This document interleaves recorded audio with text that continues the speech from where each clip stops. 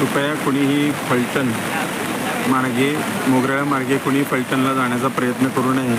अतिशय मोठ्या प्रमाणामध्ये पूर परिस्थिती झालेली आहे.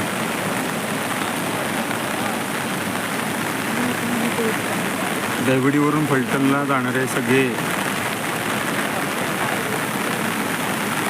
गाड्या ह्या थांबलेल्या आहेत. फलटणला जाण्याची परिस्थिती अतिशय वाईट आहे. कृपया करून कुणीही फलटण किंवा पुणेकडे जाणारा प्रवास करू नये मोगराळे मार्गे.